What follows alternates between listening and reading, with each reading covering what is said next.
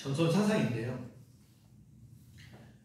우리가 당군 신화를 보면 재밌잖아요. 당군 신화를 보면 재밌다는 것은 다른 얘기가 아니라 이런 겁니다. 당군 신화는 그 얘기를 하는 거죠. 무슨 얘기를 하는 거냐면 하늘에서 환웅이 내려와. 하나님의 아들. 근데 결혼을 해야 되는데 결혼할 여자가 없네. 근데 옥녀가 곰이 갑자기 인간이 되고 싶어가지고 충만을 호랑이 알잖아요. 와가지고 이제 호랑이 도망가고 곰만 인간이 돼서 결혼해서 나온 게 당군. 당군의 할아버지가 하나님이잖아요. 다 남자예요, 남자. 여기서 중요한 게 몇 가지가 있냐면 한국에서 말하는 신은 하늘에 있지 않아요. 땅으로 내려와. 땅으로 내려와요. 그 제세이화라고 그러잖아요. 제세이화. 이게 그건 뭐냐? 신이 하늘에 있지 않고 땅으로 내려와서 인간하고 같이 산다는 얘기입니다. 그래서 한국의 신화는 이 신들은 왜 자꾸 이 땅으로 자꾸 내려와? 왜 내려오지? 여기가 그 신은 인간하고 살고 싶어하는 신인 거예요.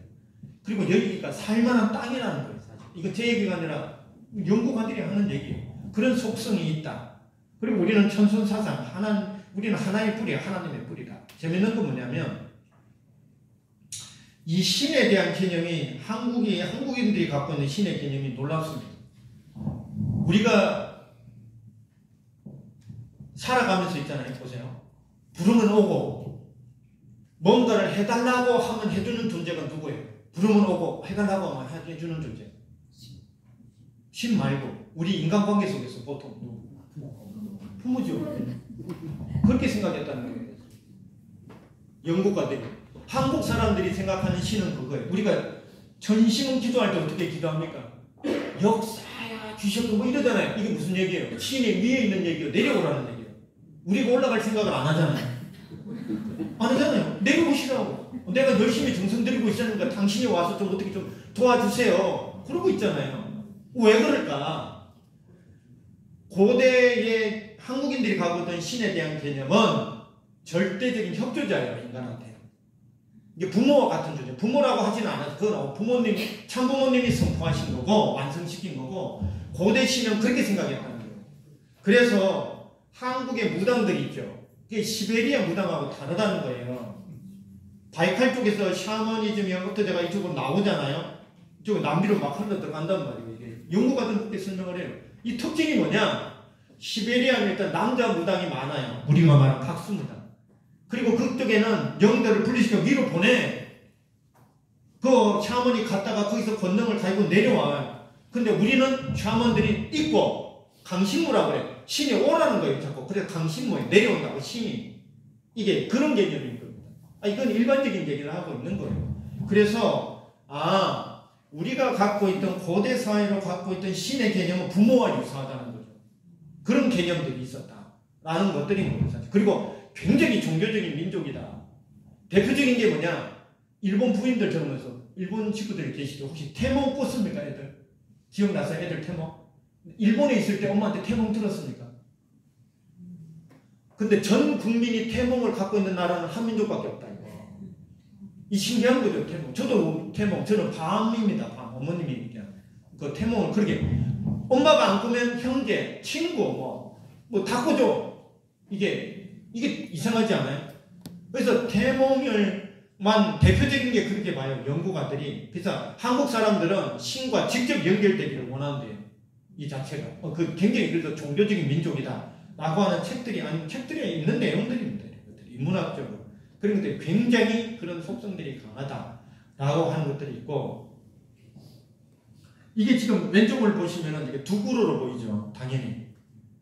오른쪽은요. 이게 두 그루면서 한 그루예요. 한국 사람들은 이렇게 생각한답니다. 왜 그럴까? 이게 옆에 사람 한번 보실래요? 옆에 사람. 한번 쳐다보세요. 사모님 이렇게 좀 교회장님 마음이 통하십니까? 이게 다 보입니까? 한국 사람들은 이렇게 생각한답니다. 서구나 일본 사람들은 서로 완전히 분리되어 있다고 본답니다. 이게. 근데 몸마음이 한국 사람들은 몸은 분리돼도 마음은 통한다네요. 연결되어 있답니다. 어디와? 하나님과. 그래서 일본 식구들이 처음에 오셔가지고 제가 88년도 전도됐는데 한국의 권사 장로님들이 일본 부인들 보고 일본 분들 너무 착하고 너무 열심히 하는데 답답해 죽겠어. 왜요? 그랬더니 아니 시키는 것만 해. 그럼 이렇게 얘기를 하는 거예요. 좀 알아서 하면 안 돼? 이게 지금 일본 식구들 들으면 무슨 느낌이 드나요? 알아서 어떻게 하냐고. 이거 웃지만 아니 그래요. 한국 사람들은 알았어 이러면 아, 그 무슨 말인지 알아먹어요. 일본 부인들은 저렇게 사고하는 겁니다. 이게 완전히 다릅니다. 공동체성이 민족성이 완전히 다른 민족이에요. 이런 부분에 있어서 그거를 연구해 놓은 게 있어요. 그럼 제가 정리해서 말씀드리면 이런 겁니다. 한국 사람들은 그래서 한국 사람들은 기본적으로 마음과 마음이 통한다고 생각하는 거예요. 그러니까 굳이 얘기를 해야 되는 거예요. 꼭 말을 해야 돼 뭐 이런 거예요. 그러면 못 알아듣는 그 말을 해야 하는 문제가 없어요. 이거 왜 그러냐면 문화적으로도 틀리지만 관점이 저렇다는 거예요. 기본적으로 그 자체가. 그래서 신과 연결되어 있다라고 하는 게 굉장히 강하다. 근데 그 신은 뭐와 같으냐? 굉장히 부모 같은 분들이에요. 예, 그런 생각들을 갖고 있었다는 거예요. 그래서 한국 사람들의 어떤 저런 것들은 굉장히 너와 나는 하나 개념이 굉장히 강하고 또 하나는 이 사람들이 굉장히 어떤 운명 공동체적으로도 생각을 많이 하고 그렇기 때문에 사람들은 계산하는 걸 잘 안 합니다. 비계산적인 관계고 사람들 이거를 뭐라고 얘기를 하냐면은 굉장히 우리 공동체성이에요. 우리라고 하는 개념이 되게 외국 사람들은 번역이 안 돼요. 영어로 아우인데 이렇게 번역할 수가 없습니다. 우리 엄마, 우리 학교는 돼. 우리나라 이건 이해가 돼. 근데 우리 엄마 그러면 혈통이 다른데 더 심한 거 우리 아내. 이게 그냥 공유되는 아내가 아니잖아요. 언어적으로 다른 개념입니다. 그래서 영어로 아우로 번역이 안 돼요. 그래가지고 그 책을 쓴 사람한테 제가 메일을 보내가지고 뭐 보냈어요. 내가 감동받았어요. 근데 영어로 WOR이고 내가 쓰면 이게 맞지 않냐고 그때 그렇게 쓰라고 그러더라고요. 다릅니다. 무슨 얘기냐? 한국 사람들이 생각하는 공동체성은 굉장히 전체를 생각해요. 전체 가운데 개인 그리고 전체하고 나하고 굉장히 유기적이고 함께 움직이고 전체가 깨지면은 자발적으로 안 되는 겁니다. 나라가 깨진다는 얘기는 그때 자기가 나서버려요. 이게 자발적으로 나서버립니다. 이게 그런 정의감이 있습니다. 그래서 이런 것들이 다 연결되어 나타나고 있다라고 하는 부분들입니다. 그래서 한국 사람들이 갖고 있는 공동체 지금 신앙의 뿌리는 예비됐다는 저런 겁니다. 언어적으로 한시 그 다음에 하나님에 대한 신에 대한 그런 천선사상 그리고 신을 부모로 생각하는 이런 내용들이 있다라고 하는 부분들인 것들인 거고요. 그래서 굉장히 우리 안에 있어서 하느님이 만들어 주신 그 민족성이라는 굉장히 놀라운 거고 그 다음에 이제 마고신을 얘기하는데 왜 얘기하냐면 신인데 여성신이에요. 창조주인데 여성 창조주예요. 우리가 단군 신화를 보게 되면 창조주가 있잖아요. 단군은 우리 나라를 만든 사람이고 단군의 할아버지가 누구예요? 단군의 할아버지가 환인 남자입니까? 여자입니까? 다 남자야, 다 남자. 환웅, 환인, 단군 다 남자예요, 남자. 근데 누구도 얘기를 하냐? 그 남자만 있는 게 아니라 여자도 있다, 여자는. 창조주가 남자만 있는 게 아니라 여자도 있다, 여자. 이게 그러면 남자 하나님도 있고 여자 하나님도 있는 거예요. 이거 왜 그러면 남자 하나님도 얘기하고 여자 하나님도 얘기할까요? 누구를 설명하기 위해 지금? 부모죠, 부모. 신화가 그렇게 설명해요. 구성이 그렇게 되어 있다라고 하는 부분들입니다. 그런 가운데 한민족의 한민족이라고 하는 민족성이 있잖아요. 저거는 처음에 출발할 때는 뭘로 출발을 하냐면은 나라가 쫓겨내려와가지고 마한 지난 변화 속에서 형성된 개념이에요. 저 얘기는 뭐냐? 한마디로 얘기하면 우리는 중국하고 달라 이 얘기를 해요. 우리는 중국하고 달라요. 저 한이라고 하는 저 나라 한자에 포함되어 있는 의미는 출발은 저거예요. 그리고 저게 다야 원래. 아무리 문헌을 뒤져도 한민족성의 본질을 한이라고 설명을 하는데 저게 대한제국으로 가고 대한민국으로 가. 저게 뭐예요? 그러면 저거예요. 우리는 중국하고 달라요. 서울의 그 독립문은 무슨 독립문이냐? 중국으로부터의 독립을 기념하는 거예요. 그러니까 무슨 얘기냐면 이런 얘기만 한 거예요. 중국과는 다른 문화, 의식, 공동체 그러니까 우리끼리 단계라고 그게 어디까지냐? 3.1운동 다 이어진 거예요. 이거로 끝이야 보니까. 그러니까 이게 한민족성이 이거로만 설명이 되느냐? 아니죠. 그래서 한민족 선민 대서사시는 이거를 뛰어넘게끔 설명을 하고 있는 부분들입니다. 그래서 오늘 시간이 많지 않기 때문에 종합적으로 설명을 하게 되면은 저랑 한민족성의 출발로 시작된 저 민족성이 지금 어떻게 해석이 되느냐면요. 지금 한민족 선민 대서사는 이거 한민족성의 이 나라 한자에 포함되어 있는 한민족성의 본질 신에 대한 얘기는 뭐냐? 부모다, 부모. 부모에 대한 개념을 고래로부터, 근데 이게 유교나 불교가 들어오면서 확 사실은 굉장히 약해졌죠. 무당이라고만. 옛날에는 신녀 제도라 그래서 왕궁에 제도적으로 기도하는 사람들이 있었어요. 왜 그러면 없어졌느냐? 유교나 불교는 종교관 자체가 신을 모시는 종교가 아니에요. 그렇기 때문에 인간을 중심으로 하는 자의적 종교라고, 의지적 종교. 내가 가진 힘으로, 내가 가지고 있는 의지로 구원할 거야 라고 하는 종교이기 때문에 위에 신을 그렇게 중요하게 생각을 안 해요. 공자가 말하는 천도, 우리가 말하는 인격적 신이 아니거든. 그러니까 뭐야? 그러니까 저런 신의 개념이 별로 중요하지 않은 거죠. 하지만 고래로부터 가져왔던 하나님의 뿌리밖에 만들어놓은 저 신은 누구냐? 부모예요, 부모. 그게 지금 어디로 이어지고 있어요? 전심은 정성으로 이어지죠. 전심은 정성. 그게 이제 샤먼들, 무당이라고 하는 분들한테로 연결되고 있다. 이렇게 얘기를 하고 있지만 본질은 이겁니다. 이게 있고. 또 하나 많은 종교들이 한민족한테 연결되어졌습니다. 자비인, 사랑, 이런 어떤 많은 종교들을 통해서 하나님은 뭘 길러왔냐? 그러면은 자비인, 사랑, 우리말로 얘기하면 뭡니까? 위하여 사는 심성을 길러 나온 거예요. 쫙 길러 나온 겁니다. 한마디로 얘기를 하면. 뭐 이런 것들 복잡할 수 있겠지만은. 그리고 하나님이 길러 나왔던 민족성 경천사상이라고 하나님을 모시는 것. 아까 그 부모처럼 생각했던 것들이 경천사상이라고 하는 저런 부분들이 각 삼국시대에 제천문화라고 한다. 하나님을 모셨다. 하나님을 경외하고 모시는 제천문화라는 거죠. 홍익사상, 널리 인간을 이롭게. 저게 지금이니까 저게 굉장히 낯설지 않아요. 인간을 이롭게 해라. 이미 인본주의, 민주주의의 세례를 입은 우리니까 이해가 되지. 이 생각을 5,000년 전으로 돌려나가고 있어요. 5,000년 전에 인간을 널리 이롭게 해라. 5,000년 전에 인간의 여성의 가치가 지금 같았어요. 계급되고 노예가 있고 막 이런데 가가지고 너 인간을 널리 이롭게 해라. 이 말이 간단한 말입니까? 간단치 않아요. 이게.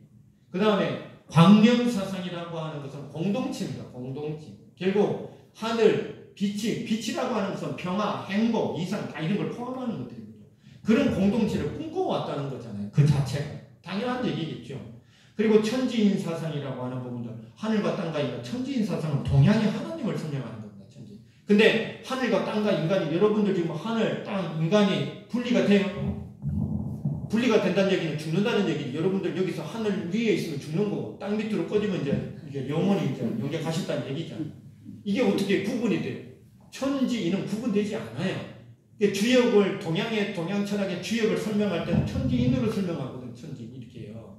이게 천인지, 인간을 중간에 갖다 놓고 이게 분리가 안 된다니까. 그거 왜 그래요? 다 공존한다. 공통적으로 그렇게 생각을 해왔어요. 그게 우리라고 하는 우리 공동체성을 만들어 온 거죠. 특이하게. 그래서 한국 사람들은 우리라고 하는 공동체가 깨지면 바로 반발합니다. 바로. 나의 생명과 연결될 수 있는 공동체가 깨지면 바로 나옵니다. 그래서 저항해요. 죄송합니다만 일본은 저항 잘 안 하죠. 하도 이게 지금 뭐 할복 문화가 많아가지고 이게 안 되거든요. 이게. 근데 한국 사람들은 절대로 힘에 굴복하지 않는답니다. 한국 사람들의 특징은, 민족성은 뭐냐면 힘으로 눌릴 수는 있었거든요. 그 당시에는. 근데 그게 한국 사람은 도덕에 굴복한대요. 이치에 맞아야 돼. 이치에. 그래야 굴복을 해.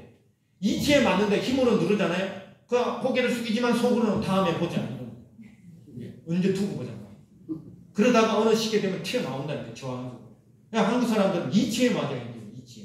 먼저 이치를 설명하지. 그래서 한국 사람들 하다 보면 그러니까 한국 사람들은 뭐 힘으로 주는 건 네가 뭔데 이러잖아. 네가 뭔데. 이렇게 따져. 네가 뭔데. 이치에 맞아야 되고 그리고 나서는 분명한 어떤 그런 도덕적인 룰에 합당해야 됩니다.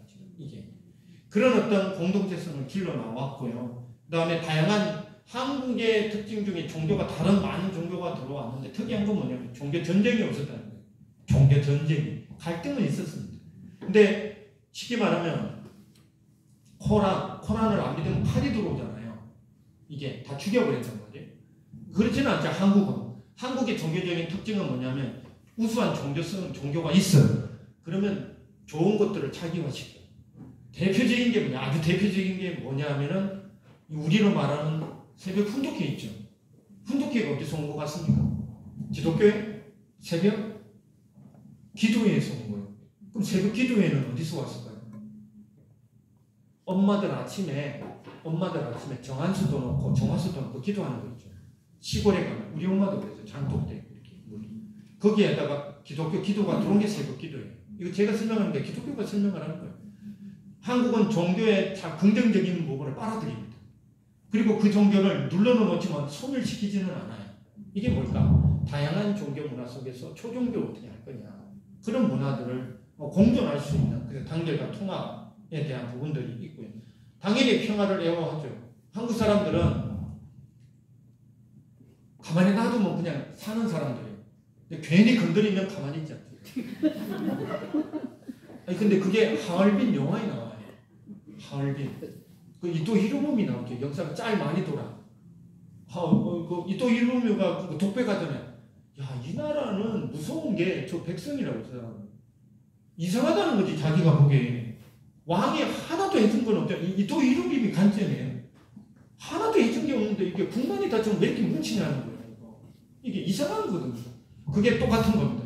도덕의 이치에 맞아야 되고 우리 공동체를 깨면 안 되고 평화를 애호하고 그래서 한국 스스로가 전쟁을 많이 한 경우는 없어요. 한 1000번 정도 가까이 침략을 당하는데 한 60번 정도는 침략을 했대요. 근데 이건 방어적인 개념이다 이렇게 나오긴 하는데 평화를 정말 애호하고 효와 선을 숭상하고 불의에 저항하고 애민 정신이 뛰어나죠. 대표적인 게 세종의 한글 창제입니다. 왜 한글 창제가 왜 위대하냐면 다른 의미가 있는 게 아니라 문자는 엄청난 권력입니다. 시간과 문자는 엄청난 권력이에요. 그냥 한자 잘 쓰고 있는데 왜 한글이냐. 그러니까 세종이 생각하기에는 너무 이제 저 한자는 생각을 해보세요. 이거 쓰려면은 이 전체를 다 외워야 되잖아요. 부수를 다 해가지고 그잖아요. 이거 다 외워야 돼. 이거를 배우려면은 그때는 양반 같은 사람이나 앉아가 공자말 맹자말 하고 있지. 맨날 새벽부터 나가 일하는 사람들 저거 언제 저걸 앉아가지고 읽었냐고.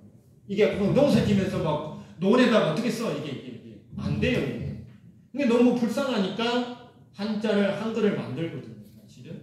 그래서 엄청난 문자 동기가 제작 동기가 엄청난 애민 정신입니다.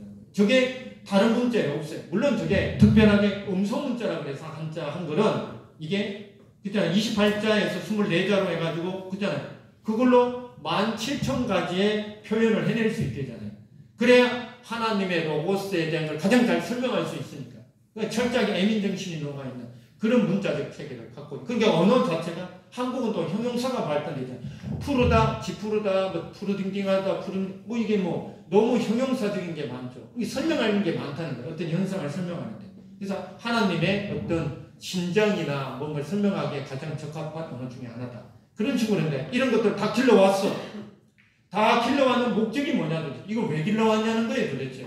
이런 걸 통해가지고 하나님을 부모로 여길 수 있고 그 다음에 평화를 애호하고 효와 선을 숭상하고 공존의 어떤 그런 가치를 길러라고 위하는 신들 다 길러왔죠. 목적은 뭐죠? 누구를 위해서? 참부모를 보내는 거죠. 이게 참부모를 보내는 역사가 어디로부터 시작이 됐느냐? 그건 이제 기독교도 기독교. 갑자기 한민족이 쭉 나오다가 18세기 되면 갑자기 캐톨릭이 들어오는데 들어와서 이게 원래는 종교로 들어온 게 아니라 서학이라 그래서 공부하러 갔다가 이게 종교로 바뀝니다. 1784년 이승훈이 중국 가서 이제 세례를 처음 받고 왔다고 그래요. 그런데 제사 문제 때문에 완전히 정조시대 완전히 무너져버립니다. 이게 제사를 우상숭배라고 하니까 도저히 유교에서는 못 받아들이는 거지.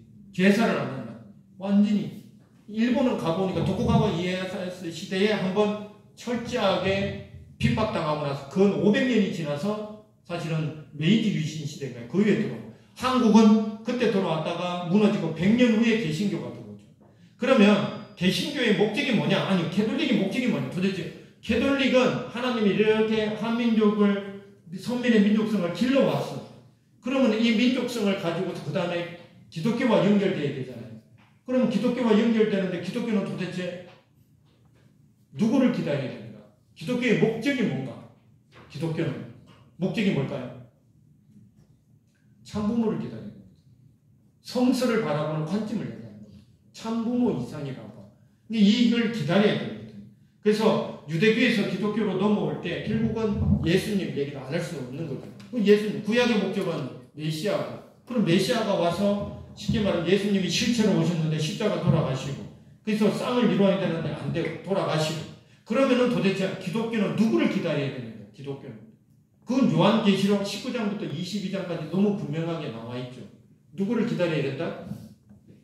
재림 메시아, 어린 양 잔치의 신부, 독생자를 기다려야 된다. 아니, 요한계시록에 그렇게 기록되어 있어요, 사실. 그러한 내용들이 이제 중세를 거쳐서 그냥 종교개혁, 예수님의 십자가 사랑이 실천이 안 되니까 기독교가 종교개혁으로 들어가고, 그 종교개혁을 통해서 이것이 미국으로 넘어갑니다. 미국에서 무디 선교 부흥사를 통해 가지고 한 1,500명 정도가 해외 선교를 나갑니다. 그 당시에. 미국이 대각성 운동이 4번 벌어진답니다. 18세기 한 번, 19세기 2번, 20세기 한 번인데, 이 그 중에 1,500명 중에 한국으로 들어오는 선교사가 있는 거예요. 그 사람이 언더우드 아펜젤이다. 감리교, 장로교에 연결되는 분들인 거예요. 이런 분들이 들어오게 됩니다. 놀랍게도 한국은 길선조 목사 통해서 평양대부흥이라고 하는 것을 대표적으로 부흥을 하게 되고요. 또 하나는 이게 미국에서 일본을 거쳐서 들어오는데, 일본은 약간의 중간 개념입니다. 들어오게 되는 거죠. 거기에 중요한 인물이 하나죠. 우찌무라 간조. 이분은 굉장히 중요한 사람입니다. 우리한테 두 가지 측면에서 중요합니다. 하나는 이게 한국의 평양대부흥회를 보고 나서 했던 얘기입니다. 하나님은 조선을 사랑하고 조선에 성령을 보내줬다. 그리고 기독교 신앙이 한반도의 한민족의 뿌리를 내리고 일본에 전해질 거다. 지금 통일교가 그런 거죠. 그리고 종교를 서양에 전파한 유대민족과 같이 조선이 다시 동해교의 중심이 될 거다. 이런 얘기도 하죠. 또 하나는 더 중요한 것은 뭐냐면, 우찌무라 간주의 제자가 누구냐? 함석헌이에요. 함석헌 선생. 이게 제 나이 정도 되는 사람들 함석헌 선생이 누군지 알거든요. 함석헌이라는 분은 정말 대단한 사람입니다. 유영보, 기독교의 3대 천재 중에 하나가 유영보 선생이 그 제자 내지는 같이 통역했던 분인데, 민주화 운동의 대부 같은 사람이에요. 김영삼, 김대중 이런 사람의 정치적, 사상적 스승이기도 해. 거의 그런 급입니다, 사실은. 그런데 이 함석헌의 제자가 누구냐? 유효원 협회장. 이게 함석헌 선생이 오산학교 출신이에요. 오산학교 나와서 일본에 가가지고 그 도쿄 고등사범학교를 나와. 그때 우찌무라 간조 강의를 들어요. 그리고 와서 쓴 게 뜻으로 본 한국 역사가 그거예요. 그게 뭐냐? 고난받는 민족에게는 하나님의 뜻이 있다. 그 얘기야, 한마디로. 이게 그걸 한국 역사에다가 적용해서 쓴 거예요. 저도 읽어봤지만 가슴이 뜁니다. 그거 읽으면 와, 이거 한국 역사가 맨날 우리가 침략당하고 막 이런 역사인 줄 알았는데 이게 아니네? 생각을 바꿔나왔습니다. 근데 돌아와서 1928년부터 38년까지 오산학교 선생을 해요. 그 당시에 유현 협회장님이 학교 가가지고 33년에 졸업을 해요. 이게 아버님이 몇 년도에 가시죠? 1934년도에 오산학교 가시잖아요. 얘기를 들었을까요? 안 들었을까요? 아버님이 오산학교 가기 1년 전에 기독교를 개종하거든요. 당연히 듣죠. 굉장히 중요해요. 그래서 직접적으로 연결되는 그런 하나님의 기대가 준비가 돼 있었다라는 말씀드린 거고, 그래서 하나님이 나라를 준비하는 데 있어서 그 중심인물로 세운 것이 누구냐면 이승만 대통령이고, 이승만 대통령 기독교인이고, 이분이 대종교 단군교입니다. 단군교에도 입교를 해요. 이게 왜 의미가 있느냐? 하나님의 섭리가 오묘하죠. 한쪽으로는 한민족의 한 그 민족성을 길러나와, 선민의 민족성. 그리고 기독교를 접목시켜줘요. 근데 그거를 딱 총합한 인물이 누구냐? 이승만 대통령이. 이승만 대통령의 스승이 누구냐? 우드로 윌슨, 미국 대통령이 프리스턴 대학에 갔을 때 자기 스승이 나중에 대통령이 됐잖아요. 이 사람. 그리고 해외 선교를 하고. 근데 기독교인으로서 엄청난 미국적인 기반을 갖고 있죠. 자, 대종교, 단궁교라는 건 뭐냐면 한의 이념을 계승한 종교예요. 그러니까 저거를 총합한 인물이 이승만, 이분이 대통령이 되잖아요. 이게 하나님이 그렇게 준비를 한단 말이에요, 사실. 그래서 저 한의 이념이라고 하는 부분들이 사만에서 그 한 얘기를 했잖아요. 그것이 어디로 이어지느냐? 이게 고종이 말한 대한제국으로 이어집니다. 대한제국에서 왜 대한제국이라고 했냐? 우리가 이게 그 설명을 하고 있는 거예요. 우리나라는 사만의 땅으로 국초에 1000명을 받고 통합되어야 하기 때문에 지금 대한이라는 말을 쓰는 게 당연한 거다. 그 얘기를 해요. 이게. 그리고 우리가 3.1운동 독립선언, 28 독립선언만 얘기하는 건데 1919년도 이후에 길림에서 대한독립선언이라는 걸 해요. 거기에 한의 이념을 해요. 이건 대종교에서 주도하는 겁니다. 우리가 알고 있는 3.1운동은 천도교에서 주도하는 거예요. 기독교가 아니에요. 기독교는 그때 돈이 없어도 천도교에서 3,000원 그때 돈으로 지금으로 말하면 한 6, 7천만 원 빌려줘. 운동하러. 천도교가 주도를 했어요. 근데 여기는 대종교가 주도를 하거든요. 여기에 이승만 대통령이 들어있어요. 사실은. 그런 기대 위에 나라가 만들어져 가고 있었다. 그런 기반 위에 참 아버님이 탄생을 하시고 기독교 들어가시고 오산학교 함께 가시고 그리고 지금 소명을 받으시고 부산에 오셔가지고 교회 진리 말씀을 찾고 교회 식구를 찾고 60년도까지 국가기반을 만드는데 전력을 다하시게 되는 일정들입니다. 이제 남아있는 건 뭐냐? 하나님의 입장에서 보면은 한민족성도 길러 나와서 쭉 길러 나오고 그 다음에 그 기대 위에 이제 또 재림메시아가 탄생을 했어. 그리고 소명도 줬어. 이제 출발을 시켰습니다. 하나님 남아있는 건 뭐냐? 독생이. 이거 어떻게 할 거냐? 라는 거죠, 사실. 그게 이제 시대가 일제시대. 그러니까 지금 뭐 우상숭배라고 하니까 신도 다 숨어버리는데 중요한 건 뭐냐? 하늘 부모님이 이 땅에 기독교를 보내가지고 접목시키기 위해서 이런 아펜젤로, 언더우드 목사라든지 게일 목사, 하디 목사 이런 분들이 들어와가지고 기독교를 엄청나게 부흥을 시켜버립니다. 엄청난 정도로 부흥을 시켜버리죠. 중요한 건 뭐냐? 도대체 기독교는 어디로 가야 되는가? 누구를 기다려야 되는가? 요한계시록 19장 9절에서 7절에서 9절까지 딱 다 설명을 해놨어요. 어린 양 혼인잔치가 이루어지는 3단계로 그대로 설명해놨습니다. 그대로. 순서가 그대로 나와요. 어린 양 혼인잔치가 어떻게 이루어져요? 어린 양의 혼인 기약이 이르렀고 재림 메시아가 혼인할 준비가 이르렀고 그의 안에 독생녀가 자신을 스스로 준비하면 깨끗한 세마포 옷을 허락합니다. 권능을 허락합니다. 그리고 말하면 어린 양 혼인잔치가 시작되고 거기에 참여하는 자들은 복이 있다. 이게 하나님의 참되신 말씀입니다. 딱 이렇게 나와요. 이 자체가. 자세하게 보게 되면은. 그래서 아버님도 기독교 재림주 뭐하러 오냐 도대체. 재림주가 왜 와? 참부모 이상을 완성하러 오고 예수님이 못한 신부 찾으러 와서 만민을 구하러 온다. 이게. 그 다음에 71년도에 더 명확하게 71년도에 재림주가 왜 오냐? 독생녀를 못 만났기 때문에 예수님은 재림하는 거다. 분명하게 얘기하는 겁니다. 그 기독교의 대망은 뭐냐? 누구를 기다려야 되는가? 참부모를 기다려야 되는 거죠.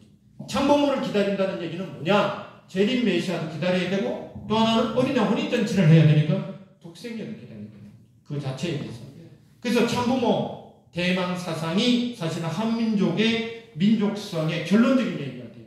왜 저걸 길러왔을까 도대체. 이게 하나를 부모로 여기고 위하여 살고자 하는 것을 길러나고 평화를 내오라고 공존의 사상이라든지 애천에 뭐 이런 것들이 왜 길러나오냐. 누구를 받아들이기 위한 거냐. 그 토대가 참부모인 거죠. 근데 기독교가 어디로 가느냐? 기독교가 분석한 거예요. 기독교가 당신들이 보기에 이때 기독교는 어디로 갔느냐? 두 가지 큰 역할을 합니다. 하나는 영성이 폭발해요. 영성이 폭발을 하고 독립운동 쪽으로 올라갑니다.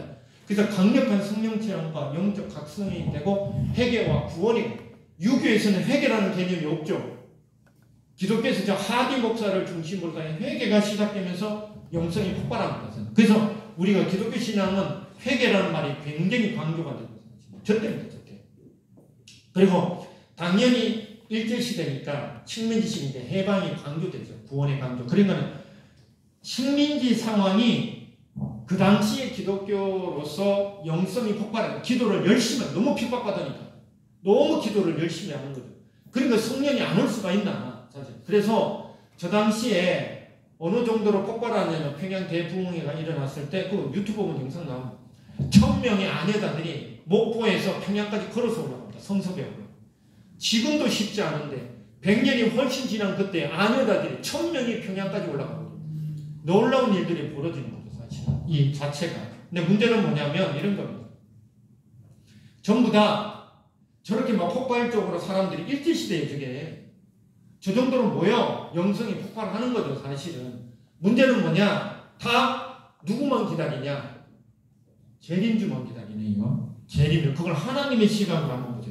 어린 양 혼인잔치를 하겠다라고 요한계시록 19장부터 22장까지 다 설명을 해놨는데 자 그러면은 지금 다 한국에다가 정말 어렵게 개신교가 접목이 됩니다. 이게 제3문제 때문에 완전히 핍박을 받는 상황이었단 말이에요.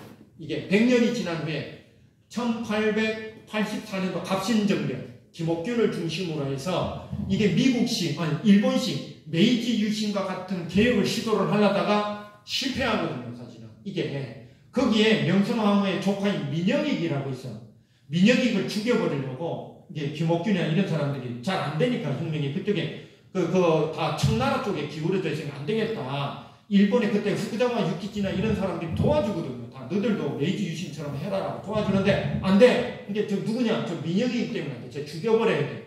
그래가 가가지고 칼로 난도질을 하는데 7군데 칼을 맞았는데 거의 죽어가는 애를 누가 살리느냐? 이게 캐나다 선교사가 살려내요. 알렌이라고 하는. 그러니까 얼마나 고종이나 명성황후가 고맙겠어요. 그래가지고 기독교가 문이 열린다. 광해원이라고 하는 신식 병원이 막 뭘 도와줄까 그러니까 일단 병원 지어주세요. 이러거든. 그래서 최초에 뭐 신식 병원, 서양식 병원이라고 하는 광해원이 열리고 막 이럽니다. 그러면서 갑자기 기독교 선교가 가능해지기 시작하는 거예요. 이게 기적과 자기들도 신의 한 수라고요. 이게 막혀있대 100년 만에 막혀있던 게 갑자기 막 뚫려버리거든. 그렇게 전복된 기독교가 누구를 기다려야 되나? 전부 다 재림주 독립운동만 하고 있는 거예요. 그것도 사실은 간단치는 않죠. 하지만 하나님의 입장에서 보면 어떻게 했어요? 하나님의 입장에서 보면 누구를 기다려야 됩니까? 덕세님. 그렇죠. 어딨냐? 신부를 기다려야 안 됩니다. 왜 그럴까? 왜 재림주만 기다릴까? 그거는 여러 번 말씀드렸지만 기독교의 근본의 한계가 있습니다. 기독교 신앙이. 그 한계가 뭐냐면 폴 틸리라고 하는 사람이 하는 얘기예요. 현대신앙이 양도두입니다. 이 사람을 빼놓고는 기독교의 현대신학을 설명이 안 되는 사람이에요. 그만큼 중요한 사람.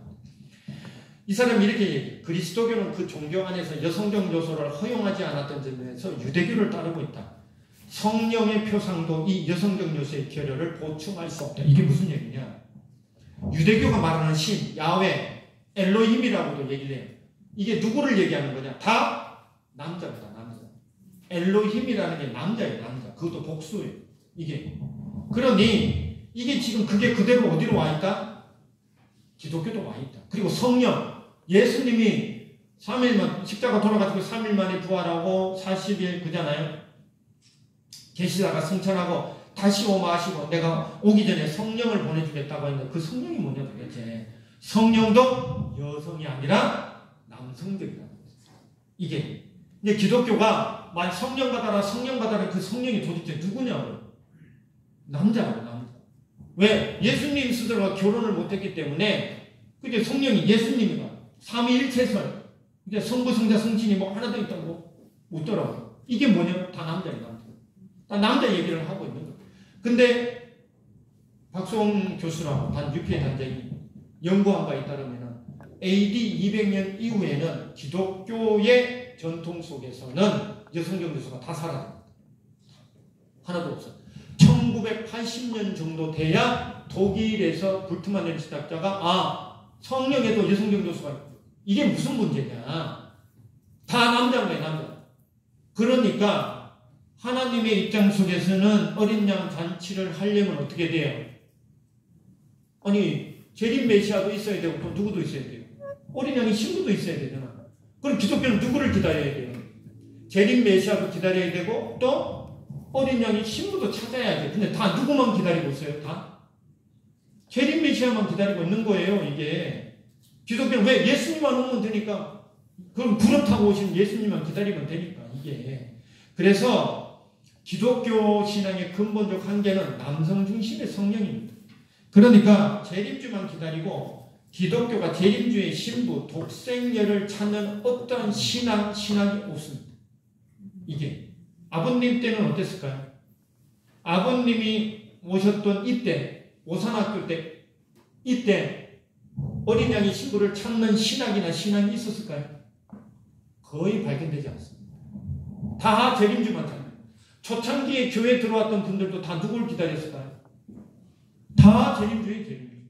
그러니까 원리 강론이 그렇게 쓰입니다. 그래서 결론이 그렇게 나게 되었습니다. 이게 하나님, 근데 하나님의 입장에서 보면 그러면 안 되죠. 하나님의 입장에서 보면 되면 그 자체에서. 근데 그러면 기독교만 그러겠어요? 재림주 남자죠. 진임이라고 하는, 그잖아요. 남자입니까 여자입니까? 남자죠. 4대 성인은 다 남자네. 이게 그러니까 이게 인류 문화사 쪽으로 보게 되면은 신에 대한 개념이 다 뭐예요? 남자 중심이라는 거예요. 좀 특이한 나라가 일본입니다. 이게 아마테라스 오카미노 천조 대신 좀 다르죠. 이게 너 일본에 가서 느끼는 거는 일본 진짜 원인 나라로 준비된 나라인가? 왜냐면 신화가 그래요. 신 자체가 그래요. 달라요. 우리 당군 신화 보세요. 다 아까 보여드렸죠. 환민, 환웅 다 뭐예요? 다 남자에 다 수용으로 다 그려놨어요. 다 남자에. 이게. 그래서 지금 그 마고 신화를 들고 나오는 겁니다. 아니다. 그 신화만 있는 게 아니다. 우리 전통에. 여성 창조주 신도 있다. 그 얘기를 하고 있는 겁니다. 그래서 남성 중심의 성령으로 독생녀를 대망하는 신앙이 없는 거죠. 그렇기 때문에 준비된 개신교 주류파가 책임을 못해요. 하나님의 입장에서 보면 누구를 보내야 되는 거예요? 재림 메시아도 보내고 또 누구도 보내야 돼요? 독생녀도 보내야 돼. 근데 다들 누구만 기다려요? 재림주만 기다리는 거예요. 얼마나 지금 하나님 입장에서 보면 얼마나 이게 답답하겠어요. 요한계시록 안에다가 다 기록을 해놨는데 그렇지 않습니까? 이게 쉽지 않은 거죠. 그러니까 하나님께서는 독생녀를 보내기 위해서 신령 공동체 성대를 하는데 그게 누구냐? 김성도, 호흡인, 박을용, 백남주, 이용도, 김정 이런 거. 기존에 우리가 배울 때는 저분들이 다 아버님 성대를 위해서 예비된 인물로만 배웠어요. 근데 그것도 맞죠. 아버님 이런 어떤 섭리를 진행하셨으니까. 그런데 한민족 선민 대서 사실을 통해서 밝혀진 건 그것만이 아니라 이분들이 독생녀를 위해서 탄생을 해서 예비된 그런 인물들입니다. 사실 김성도, 호흡인, 박을 다 어머님 탄생과 연결되어 있죠. 이게 들어가 보면은 백남주, 이용도, 김병도, 저 이용도와 같이 했던 이호빈 목사는 직접적으로 굉장히 중요한 사람입니다. 이호빈 목사가 대부님 결혼식 주례하죠. 아버님 첫 번째 결혼식 주례하죠. 최성길 씨 결혼 주례하죠. 그 다음에 어머님의 외삼촌 홍순정 외삼촌 결혼식에도 주례했다고 그러더라고요. 12월 달에 처음 얘기하시더라고요. 저분이 누구냐? 이용도 목사와 같이 동역했던 분이에요. 그럼 감리교 계열입니다. 이용도 목사 쪽으로. 이게 이분들은 진짜 기도하는 사람들이에요. 다 장로교. 여기에 누가 참여를 하느냐? 조모 외할머니하고 대모님입니다. 근데 이 김성도, 호흡인, 박을용 이런 분들이 했던 얘기가 뭐냐면은 자기가 하나님의 신부래. 기독교에서 신부는 뭐냐면 교회예요, 교회. 근데 갑자기 사람이 신부가 된 거예요, 사람이. 얼마나 이단스럽겠어요. 지금도 이단이에요. 이해가 안 되지. 당연히 이단이 되는 게 맞아요. 기독교 관점에서는 그래요. 어떻게 인간이 신부가 되냐. 정통 신학하고 안 맞잖아. 그런데 하나님의 관점에서 보라니까요. 그러면 요한계시록에 나와 있는 어린 양 혼인잔치의 신부는 도대체 누구는 거예요? 이게 교회가 신부니까 다 그 교회가 예수님을 맞으면 된다. 그럼 교수님이 예수님이 오셔가지고 그럼 교회하고 결혼식 합니까? 말이 안 맞잖아요. 성령의 개념 때문에 그래요, 사실. 그런데 김성도나 이런 분들은 재림주가 육신을 쓰고 온다 계시 받잖아요, 사실은. 예? 어찌됐든 이런 분들은 기존의 어떤 그런 어떤 그 교회 개념을 깨버리는 겁니다. 그러니까 이런데 그럼 성령은 뭐예요? 성령은 무슨 역할을 하는 겁니까? 재림주와의 결합을 위한 준비다. 놀라운 거죠. 놀라운 선포를 하는 겁니다. 놀라 자빠지는 거지. 기독교에서 그게 말이 되겠냐? 말이 안 되지. 자기들이 보기에 당연하게 말이 안 되는 거예요. 새로운 자기들이 하나님의 관점으로 보면 절대 안 보입니다. 자기들이 서 있는 자리가 창조 원리적이지 않아. 아무리 기독교 신학을 좋게 평가를 해도 그 관점은 자기들이 서 있는 자리가 창조 원리적이지 않아요. 이게. 하지만 자기들이 보기에는 2000년의 기독교 신학 관점에서 보면 이단입니다. 하지만 하나님의 관점에서 보면 이게 맞는 거죠. 이게. 그리고 이용도, 백남주, 어머니, 잠깐, 거기에 아버님이 북한 46년도 북에 올라가실 때 무슨 얘기를 하냐면 김백문 그룹 쪽에 가 있다가 아버님은 북한에 박을용이라는 노파가 자기를 하나님의 신부라고 한단다. 내가 그 사람 만나러 가야 된다. 그러고 올라가십니다. 이게. 그리고 이용도 목사나 백남주 목사 이런 분들은 정통 기독교 신학을 하시는 분들입니다. 이게.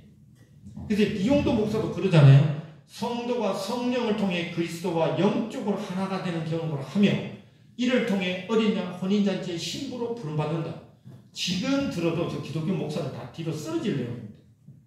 아니 어떻게 성도가 사람이 어떻게 어린 양 혼인잔치의 신부가 되냐고. 하나님의 관점에서는 정통이라고 하는 장로교와 감리교가 성령이 충만하고 성령운동이 정리되고 독립운동을 통해서 하는 부분들은 인정을 해요. 이게 중요한 거는 그것만 해서는 안 됐다는 얘기예요. 그게 잘못됐다는 게 아니라 그거 말고도 그러면 어린 양 혼인잔치 신부를 도대체 어떻게 할 거냐고. 무슨 수로 찾느냐. 그래서 참여시킨 분이 누구냐? 조모 외할머니하고 대모님. 원래 장로교 신앙했단 말이에요. 조모 외할머니부터 들어가고 딸인 대모님이 들어옵니다. 여기서 새 예수교회 성적이 원래는 예수교회입니다. 이용도 목사가 했던 거는 아버님 사진 보면 아버님이 흑석동에서 했던 교회가 다녔던 게 학생부장, 새 예수교회, 그거 다 이용도 목사, 이호빈 목사 쪽으로 연결됩니다. 그러니까 이호빈 목사가 최승지 씨하고 결혼할 때 아버님 주례를 하겠죠. 그 자체가. 여기에 대부님이 참여를 하시죠. 여기에 중요 굉장히 간부로 대모님 두 분이 참여를 하시고 두 분이 하나님의 인도로 결혼을 하시게 되는데 이 과정에다가 놀라운 하나님의 계시가 있습니다. 이게 계시록을 보면 내가 신부 곧 어린 양의 아내를 내게 보이리라. 이 계시하겠다는 거냐. 어떻게 계시를 했느냐. 대부님 대모님 결혼식 전에 대모님한테 하나님이 나타나셔가지고 아들이 우주여왕 딸이 우주의 여왕이 될 거다라고 계시를 줍니다. 이게 무슨 얘기냐. 대부님 대모님 결혼식이 무슨 의미입니까? 이게 도대체. 결과론적으로 보게 되면은 이 가정에게 독생녀를 보내겠다는 겁니다. 이 가정에게 독생녀를 보내겠다. 이런 섭리가 언제 있었느냐. 누가복음에 나오는 예수님 탄생 섭리입니다. 누가복음을 보면 뭐 이거를 나중에 한번 가서 읽어보십시오. 자세하게. 이건 예수님의 탄생에 대한 얘기를 하고 있는데 가브리엘 천사가 먼저 나타나서 사가랴 제사장 세례 요한의 아버지 엄마한테 찾아가. 야 너희들은 얘 메시아 잘 모셔야 된다. 그게 네 사명이야. 그리고 내가 아들을 하나 보내주마. 웃어. 입을 닫게 만드는 거예요. 이게 대제사장은 대단한 인물입니다. 지성소에 아무나 못 들어가요. 들어갈 수 있는 인물이에요. 그만큼 신앙이 성신하고 신신하다 그 얘기입니다. 그게. 그 다음에 가브리엘 천사가 누구한테 가느냐. 예수의 어머니 마리아를 찾아가. 내가 너를 통해서 메시아를 보내겠다. 이게 내가 어떻게 내가 초는데 어떻게 돼? 하늘의 권능이 임하면 다 돼. 뭘 그렇게 쉽게 말하면 이런 식으로 얘기해요. 가브리엘 천사. 그러니까 그거를 알겠습니다. 받아들여요. 그거를 수태고지라고 해요. 성서신학에서는 알려주겠다. 네가 메시아 당신을 통해서 메시아를 보내겠다. 그거를 받아들여요. 그리고 나서는 가브리엘 천사가 떠나고 마리아가 어디로 가요? 사가랴 집에 가는 거야. 갑자기 이종사촌 형부 집이거든. 이종사촌 언니 집에 찾아가. 엘리사벳 이종사촌 언니가 야 갑자기 오니까 어린 동생이 왔는데 야 네 태중에 놀고 있는 애가 나의 주의 모친 뭐 이렇게 얘기해요. 그리고 네 태중에서 놀고 있는 애가 보기 이게 무슨 얘기냐?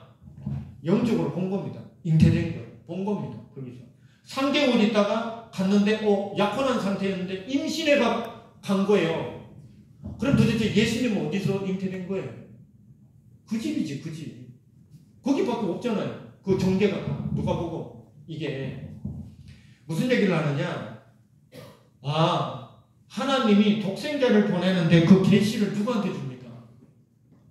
예수님의 어머니한테 주죠. 왜? 아니, 독생자 실체가 없는데 어떻게 계시를 뭐 독생자한테 줘요?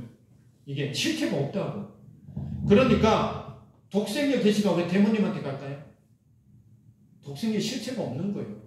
없으니까 독생녀의 육신의 어머니한테 가는 거예요. 똑같은 원리입니다. 아버님은 누가 오시죠?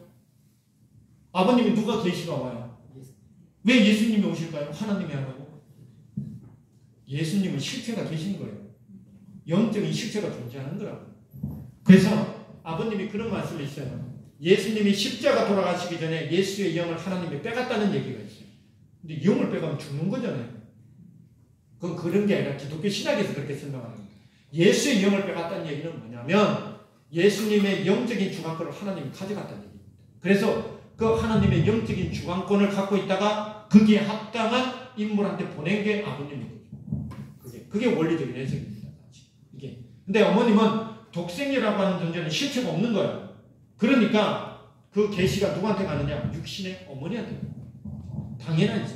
그래서 이 결혼식은 뭐냐? 이 가정에게 누구를 보내겠다? 독생녀를 이 가정에게 보내겠다라고 하는 그 탄생의 인침 사건이라고 보여지고, 이분이 이호빈 목사입니다. 젊을 때 사진인데 어머님이 그러셨어요. 12월 달에 대부님 대모님 결혼식 때 저 이호빈 목사가 중요한 선포를 했다. 비밀스러워. 그게 뭡니까? 여쭤봤어요. 어머니께. 한참 후에 여쭤봤더니 어머님 이렇게 얘기했어요. 선남 선녀가 결혼을 하여 자녀를 낳으면 딸을 낳게 되면 인류의 여왕이 될 거다. 이런 선포를 했다는 거예요. 그러니까 놀랍지 않아요? 이호빈, 이홍도, 이호빈, 백남주 이런 분들이 다 무슨 운동을 하는 사람입니까? 이게 영성, 신령그룹이라 그러지만 본질은 뭐예요? 어린 양 혼인잔치 그런 운동을 전개했던 사람들입니다. 이게 김성도, 호빈, 박을영 다 무슨 얘기를 해요? 어린 하나님의 신부라는 개념을 얘기를 한다고. 그게 장로교라든지 감리교라든지 그쪽에서 얘기 안 하던 걸 얘기를 하는 겁니다. 그게 요한계시록에 게시된 그 내용을 얘기를 한 거죠. 기독교 신앙은 딱 크게 보면 세 가지 그룹이에요. 십자가 신앙, 부활 신앙, 재림 신앙입니다. 마태, 마가, 누가, 요한복음을 보면 다 어디를 향해 가느냐? 예수님의 십자가를 향해 가게끔 써놨어요. 다. 왜? 그게 승리니까. 그럼 십자가 승리는 오케이. 그 다음에 부활하시죠? 그 다음에 재림하잖아요. 그게 기본적이에요. 그럼 재림이라고 하는 부분들을 잘 설명하고 있느냐? 그렇지 않습니다. 그래서 그런 운동을 한 거기에 장로교 신앙을 하던 조모 외할머니 대모님이 하나님의 인도로 가고 거기서 결혼하시고 거기서 하나님이 계시를 주고 거기서 탄생이 되잖아요. 그거만치 하나님의 놀라운 섭리 경륜이 어디 있습니까? 사실 놀라운 거죠. 그런 기대 위에 어머님이 탄생을 하시게 됩니다. 탄생을 하시고 그때 주님의 딸이다. 김성달. 그리고 하늘의 친구가 되셨습니다. 호흡이 뭐지? 이런 정도가 됩니다. 이제는 하나님이 길러나온 선민의 민족성이 있어요. 왜 길러나왔냐? 도대체 왜 길러나왔냐? 참부모 탄생이죠. 1차적으로. 그러면 이게 누구한테 가장 먼저 상속이 되겠습니까? 선민의 민족성이 누구한테 상속이 되겠냐면 당연히 부모님한테 상속. 부모님을 위한 기반입니다. 부모님의 모든 게 상속됩니다. 대표적인 게 뭡니까? 천지인 참부모님이라고 그러잖아요. 천지인 참. 그 천지인 사상이 어디서 온 것 같습니까? 아까 그 3대 사상이에요. 3대 사상. 거기서 성서에서 설명하지 않아요. 성서적 개념이 아니에요. 이게 대표적인 얘기가 거의 이게 천지인 참부모가 뭡니까? 실제 하나님이라는 뜻이잖아요. 이게 왜 천지인이 원래 동양의 하나님을 설명하는 거예요. 그게 상속되잖아요. 원리 강론에 얼마나 유교적 개념이 많은데요. 사실은 굉장히 많습니다. 이게 어찌됐든 그런 내용들이 이렇게 다 녹아져 있습니다. 이게 우리가 하나의 부모님을 실체로 모신다는 개념이 어디서 왔을까요? 모신다는 개념이 어디서 왔을 것 같습니까? 기독교, 불교, 유교 중에 모신다는 개념이 하나님을 부모로 모신다는 개념이 유교, 불교, 기독교 중에 어디서 왔을까요? 유교적 개념이죠. 효.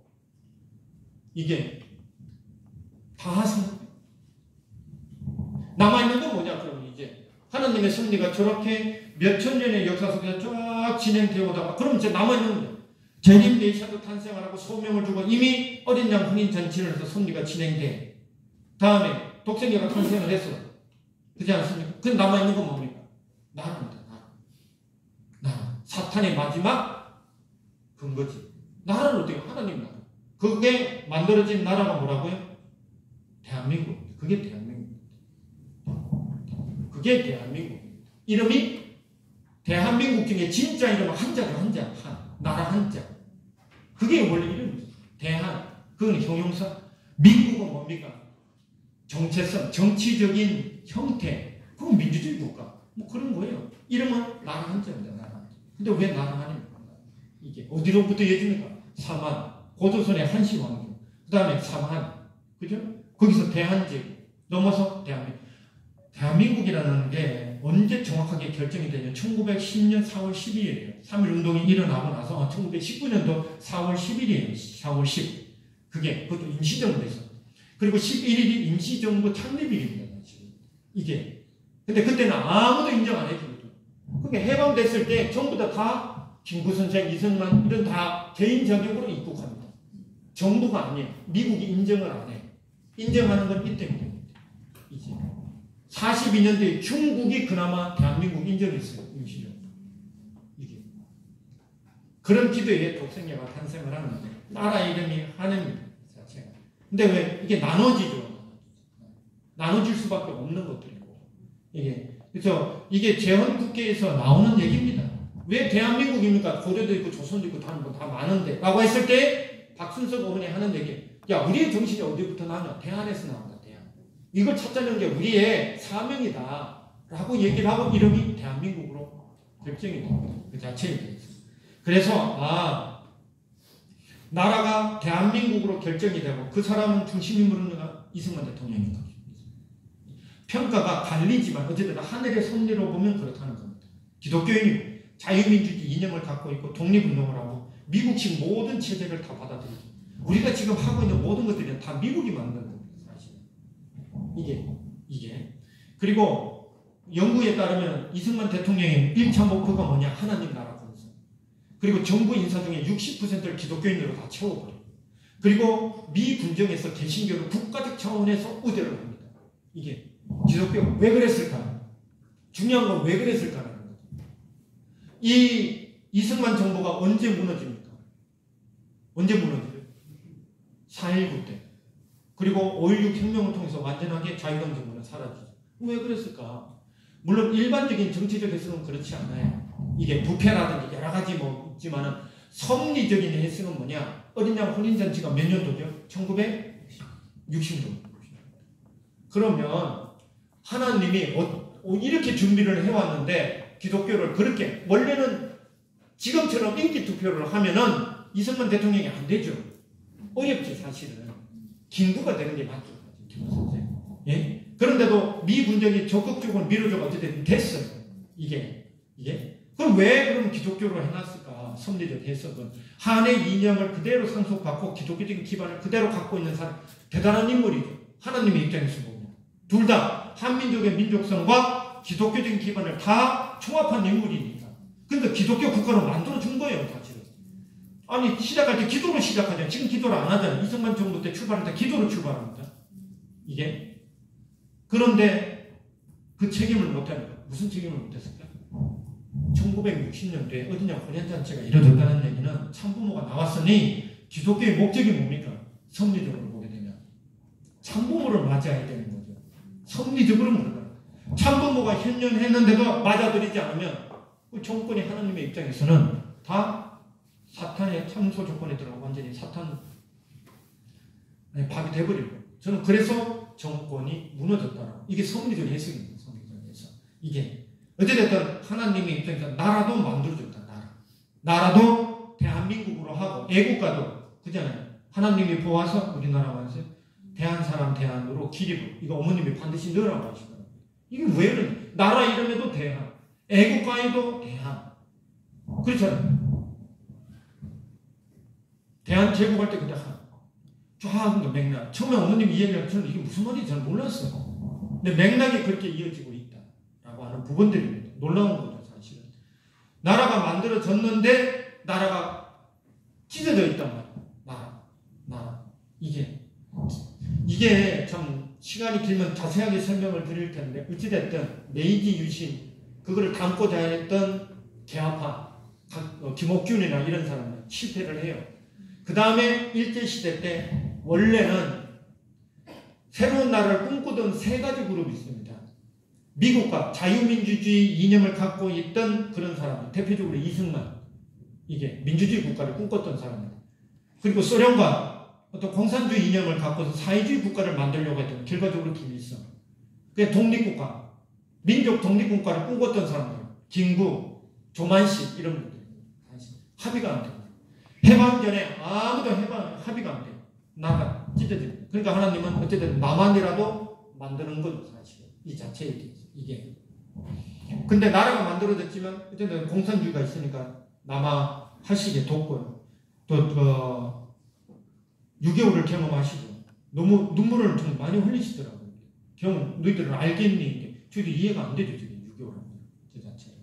여기에 16개국이 참전을 해서 누구를 살려내느냐? 아버님 1차적으로 이게 흥남 가문 그리고 어머니의 독생녀 아주 어린 나이 여러 가지 피난을 여러 군데 다녔어요. 이게 하나님 얼마나 급했으면 16개국 뭐 정치적 해석은 있어요.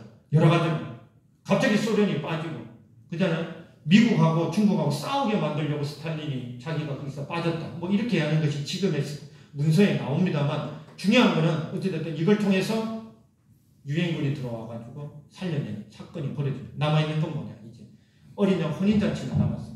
하나님의 이렇게 섭리 가운데 이제 얼마나 지난해 몇천 년간의 역사 속에서 쭉 흘러나오는 과정 속에서 한민족도 성장시켜 나와 그렇지 않습니까? 그 다음 기독교도 정말 기적과 같이 접목시켜 참 메시아가 재림 메시아가 탄생을 해 우여곡절 끝에 다시 출발이 되고 또 독생녀도 탄생을 해 이제 길러 나가는 과정입니다. 이제 남아있는 건 뭡니까? 어린양 혼인잔치는 어떻게 되느냐? 요한계시록 19장의 7, 8, 9절에 그게 그대로 진행돼요.